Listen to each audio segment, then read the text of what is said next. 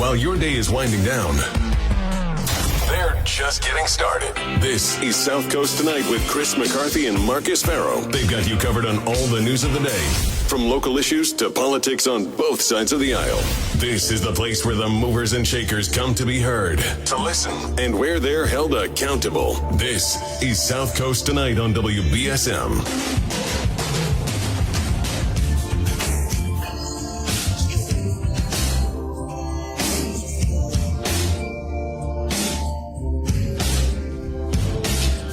Okay, so reputable polling like universities.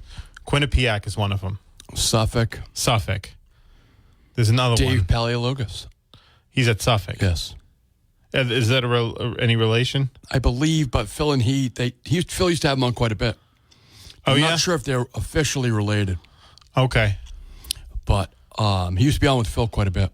Dave Paleologos of Suffolk University. Was that like a bit?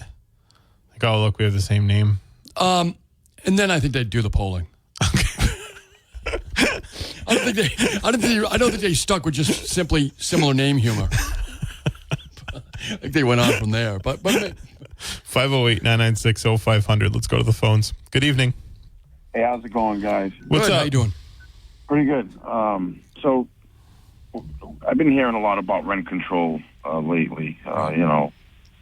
Speaking to people and listening to the radio and going to the council meetings and stuff. And it got me thinking, and I'm not the most educated person, so, for the past 20-plus years, the population of New Bedford's been around, 100,000? I would say so, yes. That's my understanding, yeah. Right. I think it's 106. Yeah, so around 100,000, right? Right. And all of a sudden, there's an urgency, for rental properties as though there aren't any available. Why now? I mean, if we've had the same populace for 30 years, what's the difference? Carlos, I agree with you, and that's my question. And one of the things I would have loved, and I believe is the negligence of Councilor Burgo by not holding council meetings for the housing, is that this is stuff they should have at least created a record for what's going on. I think there has been. I remember Josh Amaral, who's now the Director of Housing and Community Development. He wrote a nice op-ed in the New Bedford Light a while back, and he had said that despite the fact that the population of New Bedford, as far as the census goes, had been raised by about 6,000 people, which makes sense. There's more. The population grows in this country, so obviously it grows everywhere else. I got a feeling that it's a lot more than what we realize. Sure, but more to the point. He said that despite the population growth, there were 2,000 fewer units of housing in the city from 2010 to 2020. They lost 2,000 units of housing. No, do we know why? Maybe through some certain development, certain things had to be knocked down. No specific reason. That I can remember. It might be cited. I just can't remember. But there were they have actually lost units of housing, and there is population growth, and this housing stock issue has been an issue not just here but everywhere. But again, this is to my point, and Carlos, we'll hang in there because I want to let you finish. But to my point that without an active housing committee in the city council, without Councilor Burgo holding hearings to bring in evidence, we're out here just guessing, and it's not how legislation is to be made. It's a real negligence. I can't believe that Linda Morad is going to allow this to continue. Go ahead, Well, Carlos. they're holding meetings, but unfortunately it's with special interest groups and at cafes and restaurants, not at the city council where it belongs. And, some people are not going to like what I'm going to say right now, but maybe possibly the liberal thinking and leadership in the area, maybe, like allowing the CDC to help people to find, housing in New Bedford. And meanwhile, when there's a fire, you see 50 people pile out of that one three tenement. I mean, that was outrageous to see the conditions those people were living in. and I don't think any charges were brought up. I'm not sure what you're talking about now. I know that you go to fires and things like that as a journalist, as a video reporter. Explain it. Help us out. We don't know. Many times there are several buildings on Acushnet Avenue that are connected to the CDC.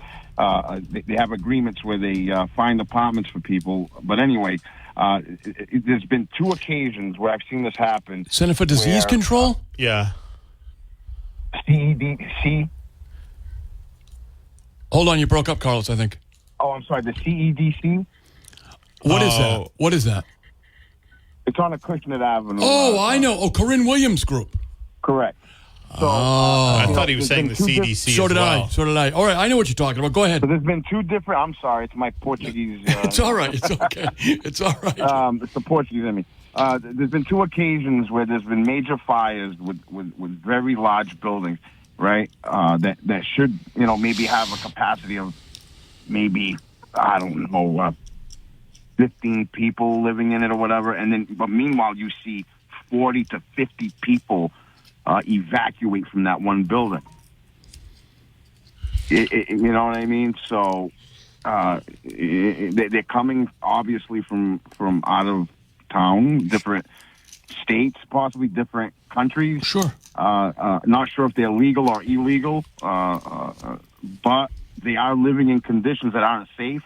And I think this administration is turning a blind eye to it, because how can you not know that this is happening? You know what I mean? No, I agree. How can you not know? So what are you saying? They're bidding up the amount they pay because they're putting so many people into an apartment? No, I think... in other words, if it's $1,000 an apartment, if the rent's $1,000, they're paying $3,000 to put... I don't know. We don't know any of that. We just know that people rent out of a building. No, I know. I'm asking him a question. Right, that's why I'm asking. I don't know the benefit of the property owner or what agreement or what, but all I know is, why would someone that owns a piece of property, right? There's a lot of value there. Why would you allow this type of thing to go on in your property? You're either making money... Correct. Or there's some sort of agreement, because, and if I was to do that, I know the city would give me a hard time. You know what I mean? And anybody else, you can't even have an in-law apartment in your basement. They'll come right. Right. Well, that is something that is something they're working on. They're actually working on. Yeah, but he's saying right now you can't do that. Right. No, I've had plenty of people in my family that have to rebuild their whole house before they sell it. Right. They have to tear the whole basement out, and beautiful apartments down there. Right. And they rip them out, because it has to be up to code. But meanwhile, they're allowing 50 people to live in a 3 tenement. You know what I mean? It doesn't make sense to me. Like I said, I'm uneducated, but I'm witnessing what I'm seeing, and I'm trying to figure it all out. And maybe eventually we'll have a better understanding. Well, if we had an active housing committee, they could ask these questions, but we don't. Maybe I got to show up to some of these cafe meetings and start broadcasting them live. That would be helpful. That would be helpful. Wouldn't say no. Thanks, Carlos. Appreciate the call. Carlos. Thank you. Well, so here's the thing. We were talking about that because, and it's worth continuing to talk about it, because Jack had to call him out today. And you can hear him. He talks about it usually on Tim's show every Monday, 11 o'clock. You can check it out. Right. But you can listen to the podcast too. But basically, we don't know what's happening because these issues, like you said, like we've said, like Jack has now said, they just come out of nowhere. And they seem orchestrated. It has to be. Right? Right? It looks like a television program. It looks like a play, and not a high school play. Well, wouldn't looks like an on-Broadway play? Wouldn't the city council, that is? Wouldn't the proper guidance for something that has to do with a particular policy go, like, let's have a hearing on it, right? Correct.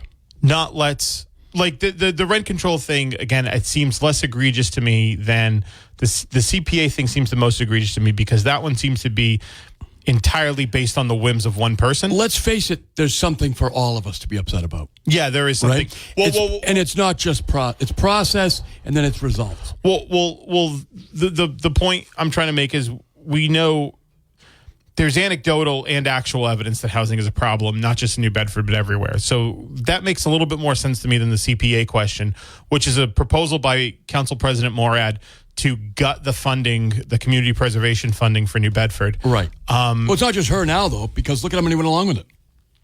Right, but they didn't go along with the binding question, but they went with the non-binding. Yeah, so should we do we have to give the backstory? Or? I don't think so. Basically, No. folks, you're going to have an opportunity this year. Hopefully not. Well, it depends what the mayor does and then what the council does. Yeah. And can you imagine that we're going to have the city council possibly overriding 3 vetoes of the mayor without ever having any committee meetings to get ready to put this stuff on the floor to then send to the mayor? Well, The process is so insane. It's crazy because It's how it's done in Nicaragua. So, because here's the thing. So here's the thing. Like, all right, let's say there's an issue with the CPA, right? Let's say there's a real issue. We know there's not. But let's assume for the sake. Let's assume that Council President Morad isn't lying to everybody. There's an issue. Everybody's calling. They're super upset about this, right? Okay. Shouldn't you still maybe have a public hearing? Look, there's a way legislation is made. And by the way, there's a way legislation is made. Have a public hearing. Send it to the Finance Committee. Have a discussion. Have a discussion, right? Or send it to whatever committee, ordinance. How about this, Marcus? Make your case. Make your case, and not just allow the opposition to make their case. Mm-hmm. You know, publicly. She learned a lot from the January 6th committee, right? It's a show trial, what they're doing right here. They just want to get stuff on the ballot to increase voter turnout. Yeah, but here's the thing. It's dangerous because... Of course it's dangerous. Because, especially with the CPA funding, because you're going to be you could be losing tens of millions of dollars in investment that way by giving this illegitimate idea that's not based on any... And I say illegitimate not because I disagree with it, but because I'm going on what's based on facts. Oh, look, it's fine to call it illegitimate, Marcus, because there was no honest legislative process. There was no process, and it's all based on a lie. So the reason that you can say with some confidence that it's based on a lie is that they avoided the legislative process to make it come to birth. Right, exactly, because... It was birthed illegitimately. Yeah, because Council President Morad lied about the funding that New Bedford gets on Tim's show on Friday. She lied about it. And then... I can't say whether or not she lied about the phone calls, but what we can say is you can believe one or two things. She's getting 100% of the phone calls, and so much so that she wants to put forward this ballot question, and that literally nobody else is getting those phone calls because they've all said they don't get those phone calls, or she's not getting the phone calls. On the rent control piece, they've had 3 meetings in 15 months, no mention of rent control. Linda Morad reappointed.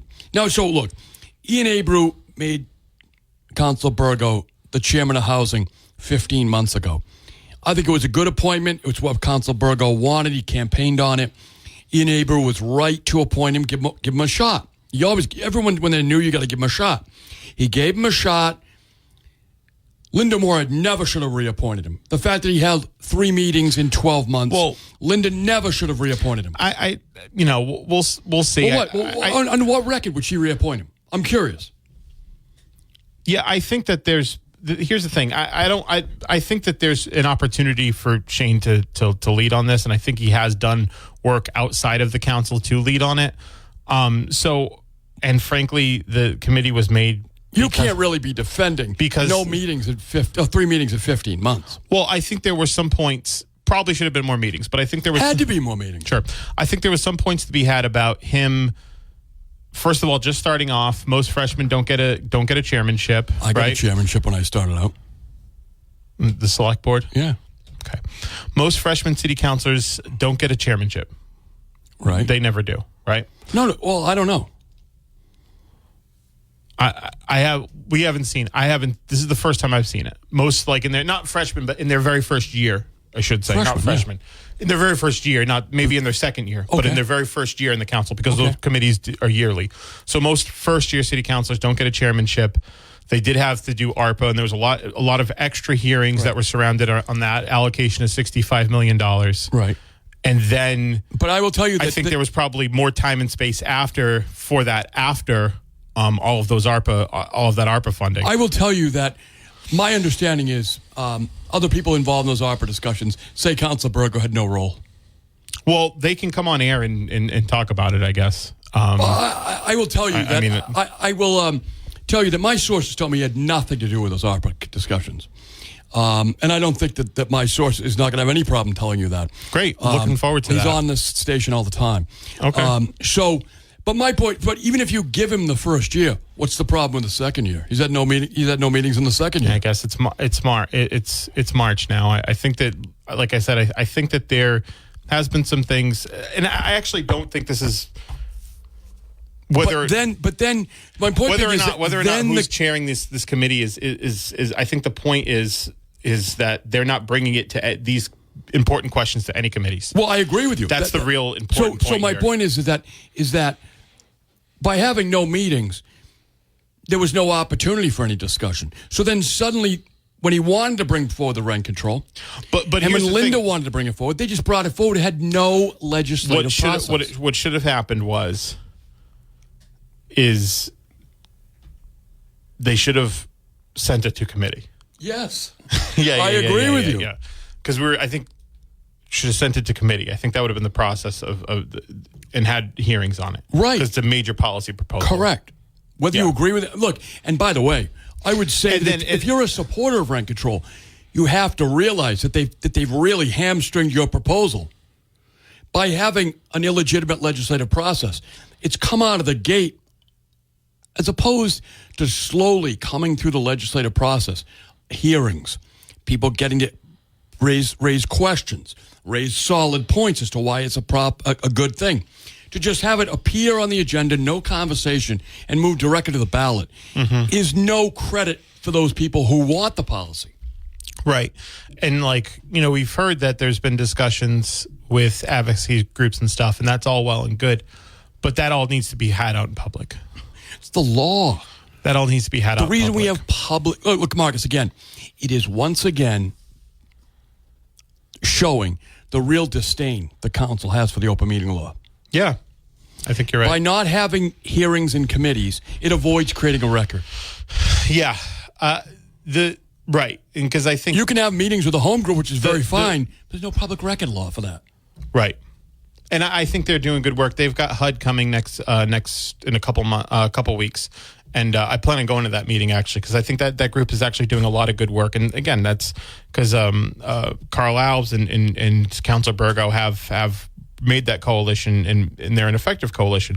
But this process of getting stuff on the ballot that would be major policy changes, it all came out of nowhere. Everybody was blindsided by it. The rent control, we weren't. Shane had had announced it here on South Coast Tonight with us, and then he'd proposed it later. But I think proposing it, I think that all would have been good. I like that process. I think this is a good forum for it. But if he had sent it to committee, yes, had some hearings, right, or have hearings, just made a law, just start making ordinances, because I can see if you're going to put one issue on the ballot that's advisory, fine. But if you're just going to put let's just ask people a bunch of stuff. Look, seems inane. Marcus, why not ask about death penalty, illegal immigration? You can think of all kinds of hot button issues you could put on the ballot to turn out voters. Yeah, but I mean, these are, but in terms, that's what they're trying to do. But local, they could talk about local. They could put a bunch of local things on the ballot, like, hey, should we do this? Should we do that? It's I think people elect you to figure stuff out. That's how our system works. So, and that's why I'm especially troubled by the CPA question, because we've heard a lot about housing, and housing's a major issue. There's a lot of documentation about how housing's a big issue in New Bedford and all of that stuff, and there's a lot of people talking about it. So that makes sense that that a solution wants to go forward, even if we disagree with how it was brought forward. But the CPA question, or even if we think it's a solution, right? This is hardly a solution. But the CPA question came like a thief in the night. It just appeared on the ballot. No one was thinking about it. Actually, I had Adam Bass on, and he's like the community. I'm like, wait, hold on, wait, what? They want to repeal the Community Preservation Act? Right. The 4-year term piece. Again. And again, Linda Morad's on every week. Never mentioned this once to Tim. Hey, Tim, by the way. Here's what I'm thinking. Hey, by the way, I'm thinking to save money on taxes, even though it wouldn't, right? We know that it wouldn't.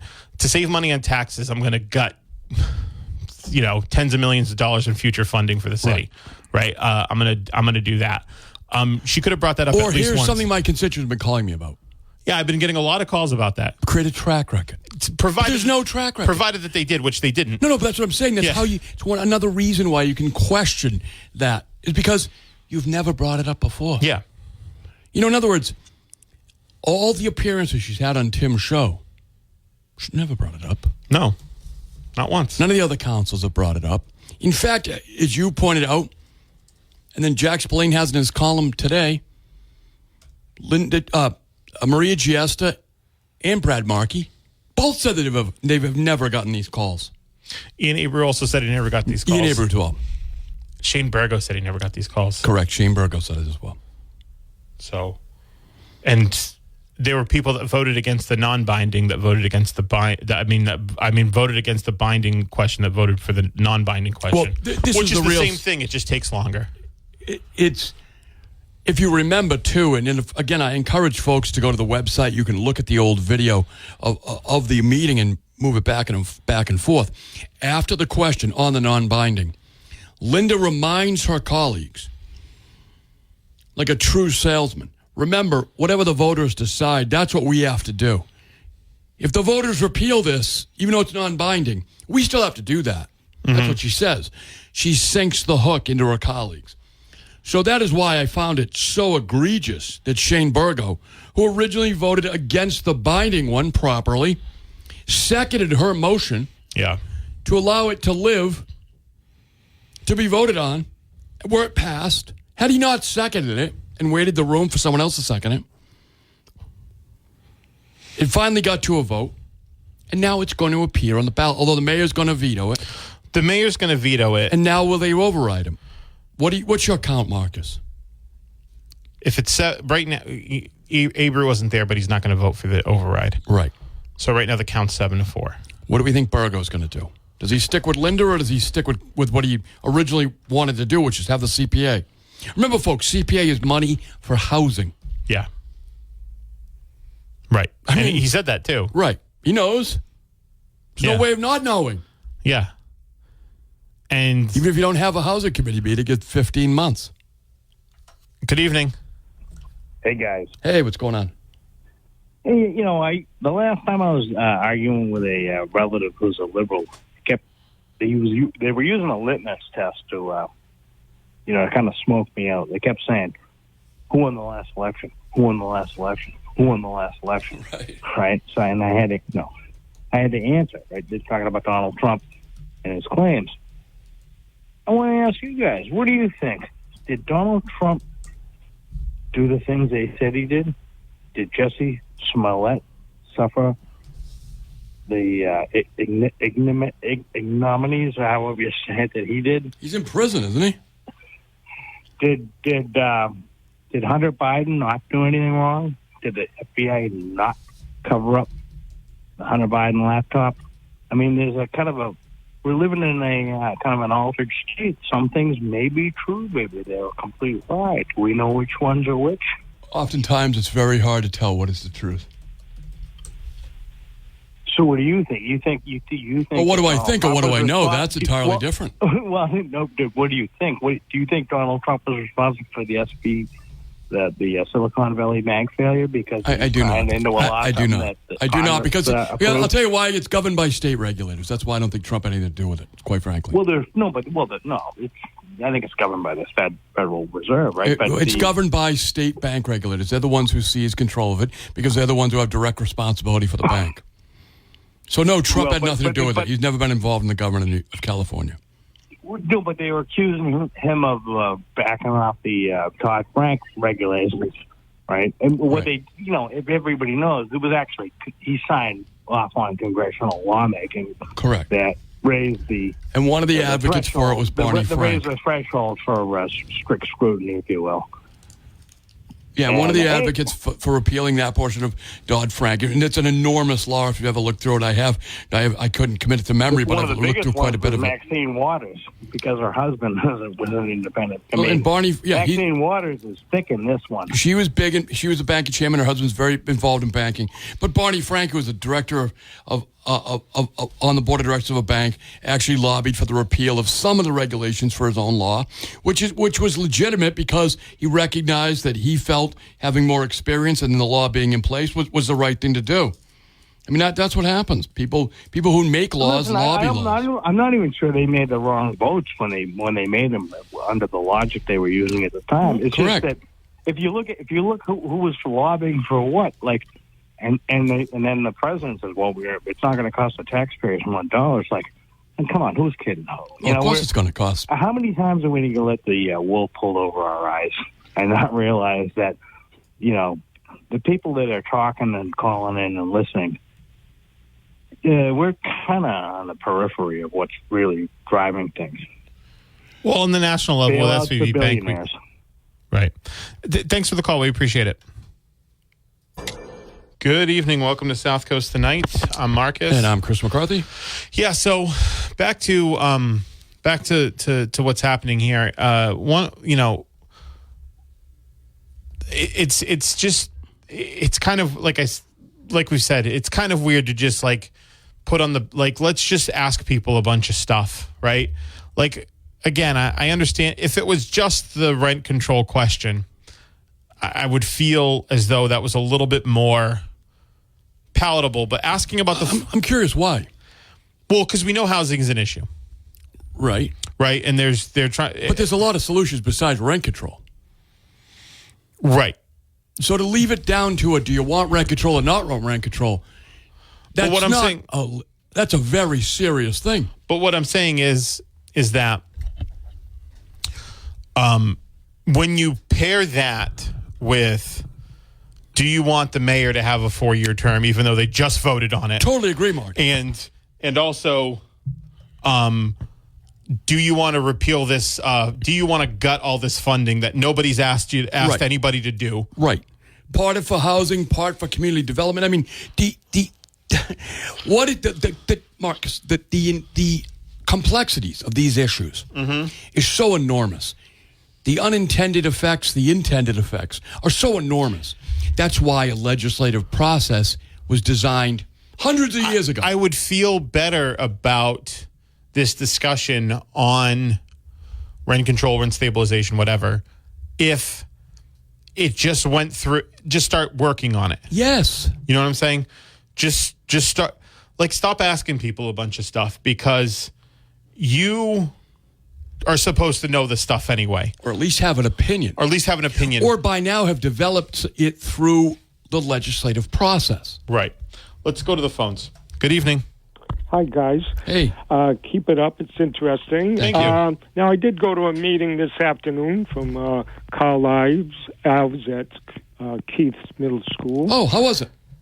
Very informative, and many questions were asked at some sort of meeting, I believe at the Whaling Museum with the New Jersey expert in homelessness and providing shelter. Okay. And that crowd, 2 weeks ago, I wasn't there, generated a whole list of very important, significant questions, covering a lot of things, and some things that you guys covered too.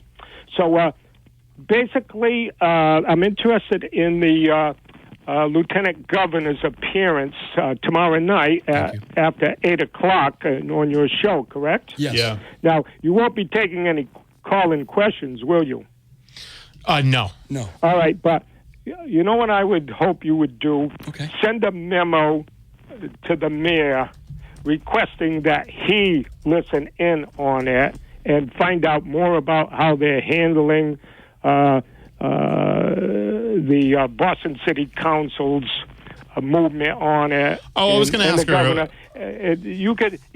The mayor will be listening, or his staff. Yeah. But if he called in, I would hope you let him on because we haven't heard Let me tell you much. something. The mayor's not going to call in during Kim Driscoll's You segment. guys should invite Josh Amaral and or the mayor, because you're concentrating a lot on the city council and Shane Burgo. We haven't heard anything much about the mayor and Josh Amaral in quite a while now. What are they up to? How do they plan to use those federal funds?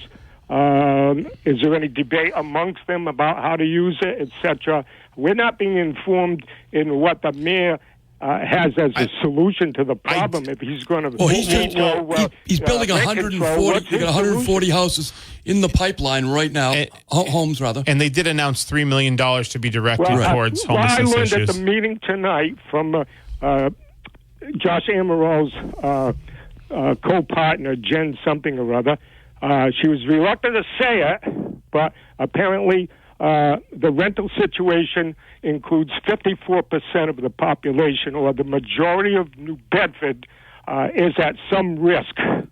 And so you say she was reluctant. I don't understand. I'd like to see what the mayor says about that in terms of, majority rule, etc. All right, but what do you mean she was reluctant to say it? How was she asked the question? I asked her directly. Okay, what'd you ask? I asked, how many people are renting in the city of New Bedford? Okay. And if you can't provide the number, can you provide the percentage? Okay. And she said, I can't. Then I said, shouldn't you know that number by now? And she said, it's 48%. Then I said, is that what it is? Then she said, 54%, I think. And you said they're at risk? The rent. The majority of people in New Bedford, the population, rent. Okay, 54%. That makes sense to me. Doesn't it make sense to you? Yeah, well, it does. And my point later would be that in capitalism, you can make investments in all kinds of things, correct, and there's no guarantee that you're going to win all the time. Good point. So if people, That's landlords true, and companies invest in rental apartments and this rent control comes, hey, that's the way society runs. Things you can change seize all people's the time. property? They're You can not seize people's guaranteed property? that they should be able to get 20%. You could seize people's property? That's not capitalism. Seize it, tax it. It's what? Tax it and regulate it, and rent control would be regulation. Just like, as I told you in one program, nobody really thought the income tax would come forward to rescue the problems in the streets in 1911. Nobody thought that, but in the end, people said, well, to have a better society, we got to regulate capitalism. Amen, brother. All right. Peace, thanks dude. for keeping Peace. it up. But, thanks for the call. Get to the mayor and have him listen to what He Crystal listens. says. He listens all the time. He listens. I don't think so. All right. Okay. Okay. All right. Yeah. I assure you the mayor does listen. I assure you he can. I assure you he listens, and he's a regular guest on the program. Not only the mayor is paying attention to all forms of media that covers his district. Believe me, he is. You can criticize John Mitchell for a lot of things, but not paying attention is not one of them. Anyway. Well, but I like that caller. He's a good guy, and I appreciate him. We can't go to every meeting, so I appreciate when he does and reports it back to us. I agree. I appreciate it as well. I got to take a break. New Bedford's News Talk Station, 1420 WBSM. Dear hero, whoever you are, you save lives. I live with sickle cell and the pain and the issues that come along with sickle cell every day. I'm most grateful that people are willing to go out there and take their time, their blood, and give me new life. Because of you, I'm allowed to see my son grow up. Giving equals living. Give blood. Replenish the supply. Learn more at hhs.gov/giveblood. Brought to you by the U.S. Department of Health and Human Services. You've spent all day hearing about the news. Now's your chance to react to it. Pick up your phone and call the professionals. Call Chris and Marcus now at 508-996-0500. Or send a text via app chat on the WBSM app. Now, back to South Coast Tonight. So we've been talking about these ballot questions that were put forward by the city council and how the only conclusion we can draw is that they were discussed prior to, and as far as this, some horse trading went on. There had to have been horse trading because you got one counselor that supports one thing and says they don't support the other thing, but then voted for it anyway. Right. And my understanding is if you don't support something and you have the power to not make that thing happen, you try to do that. I think we're being a little too esoteric. Let's spell it out. So Linda Morad, on her worst day, would never support rent control. Never. But yet she did. Shane Burgo. It's not consistent with the ideological philosophy she's governed with for 20 years. Right. Yeah. Shane Burgo literally voted no on abolishing the ARPA fund as a question. No, the abolishing CPA funding. CPA funding as a binding referendum question. Yep. Moments later, Linda, you could hear the music playing in the background, the theatrical music playing, right? As the plot takes a twist. The orchestrated plot takes a twist. Linda brings it up as a non-binding. And who seconds it? Shane Burgo. Mm-hmm. So, folks, where did all that come from? There's no committee work. There's no discussions on the floor primarily, a little bit, but not about the back and forth of the merits of it. Just right into the next one. It was clearly all orchestrated. I think we're learning more and more. And a lot of it we have to do by hypothesis because there's no notes taken at the Jack Spillane meeting. Instead of making your case and getting the votes by making your case, there seems to have been horse trading. Yeah. Because we've talked about it every day since it's come up, and we'll continue to do it every day until hopefully that veto holds on the CPA question. Important. It's so important to not lose the Community Preservation Act funding.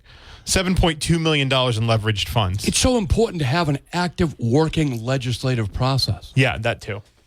I mean, they cut all of you folks out. Do you understand? I mean, again, I feel like I have to do a little bit of civics here, a little bit of government, because I don't think you realize that, or maybe you do and you're not calling.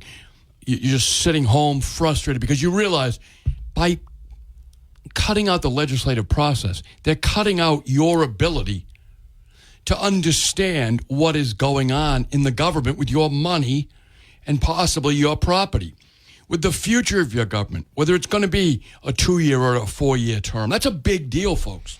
Yeah. The city had a robust discussion of that a few years ago. Scott Lang was for keeping the 2-year term. I was for keeping the 2-year term. We had a lot of discussion. Scott Lang bought radio ads out of his own pocket, working to save the 2-year term. Members of the business community, people, including John Mitchell, who were for expanding the term to 4 years. They made their case. This all played out. It went to a ballot, which was binding. So now, without any discussion, you're going to be asked again to vote on it. Yeah. You've been given no. Now you're going to have a little bit of time here on this program because we're here. Ask your colleagues. I mean, ask your friends, ask your neighbors too if they called anybody in the city council and complained about the Community Preservation Act. Ask them if they knew what it was. Right. And then ask them if they complained about it. I bet you won't find a single person. Look, and again, with the CPA or maybe fund, a single person. Because you're going to hear a lot about this. It is the most transparent program out there. You yourself can go on there and look at all the applications. Mm-hmm. Not only that, you can look at the history of the funding of all these programs, going back to the inception, which was in the first term of Mayor Mitchell. Yeah. You can look at you can look at the members of the council, a member of the committee that selects the projects. Then the projects go to the city council for final distribution, approval. Never have the city council members and by the opposed way, any of these projects. Each of these projects get brought up individually in committee. Yes. To be voted on. And there's, again, an opportunity for the city councilors to send the stuff back. Yeah. Never has it happened. It's never happened. So they're now saying that despite approving all the projects, year after year after year, Marcus, millions of dollars, they now want to rip the whole thing out with no conversation. Got to take a break. We'll be right back. Welcome back. Let's go to you want to go to the phones? Go to the phones, yeah. Good evening. Hey, what's going on, Marcus? It's Jonathan Faven. I'll make it quick. I know you guys are probably up again on the last of the hour here. Just make it good. Hey, Chris. Hey, what's going on, John?